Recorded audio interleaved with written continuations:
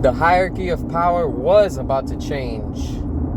Was Black Adam part of the Snyderverse? What's going on, everybody? Make sure to hit that subscribe and let's get into it. All right, so look, it's a 50-50 with this answer, right? And let's break it down real quick. Let's not forget that when Black Adam came out, it was already under the Snyderverse, because we already had the first Shazam that was out, that was already from the Snyderverse. And it was in transition from the Snyderverse with the first Aquaman going into Black Adam. But before that, we had Shazam. And let's not forget what The Rock was trying to do and what he did. We got to give him credit. Let's acknowledge what he did for us. The Rock was able to bring back Henry Cavill. I get it. Some people don't like The Rock because of his ego and the way that he is. But DC was in better shape than what it is right now with James Gunn and where they're heading right now.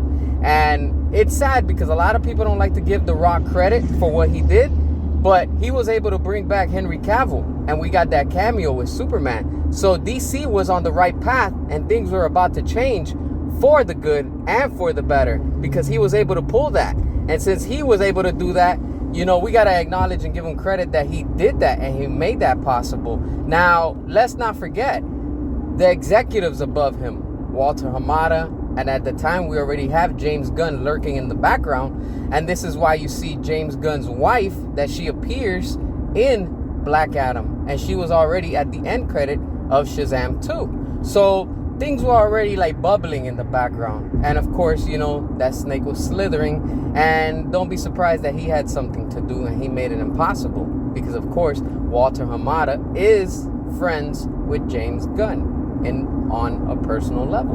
All right. So by them doing that, they saw, well, this isn't going to work, because of course, James Gunn already had plans to get David Cornsweet. And the rumors were floating around behind the scenes that he wanted to replace Henry Cavill. Let's not forget that it came out like in probably like 2018, early 2019. So all these things were already floating around. And look at where we're at right now. We have David Cornsweet that's going to be the next Superman. But when you look at it, I like what The Rock did, because the style, the tone, besides the jokes, you can see that those jokes were probably quote unquote notes that were handed to the director to add into Black Adam. And if you take away the jokes, Black Adam is kind of on a strong PG-13, almost rated R.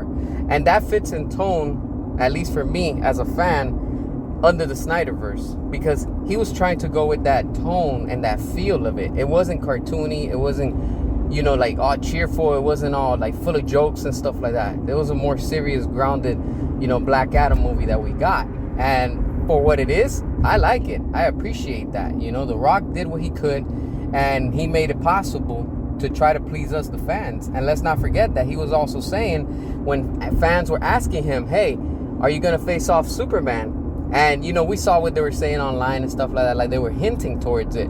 And of course, we see also, let's not forget, we see Amanda Waller with that cameo along with Henry Cavill's Superman. So, and that's from Amanda Waller's from David Ayer. Let's not forget. So you have two universes under the same one. You know, you got the David Ayer, Amanda Waller, that, and then we also have, you know, Henry Cavill from the Snyderverse. And of course, now we have what the Snyderverse was trying to do.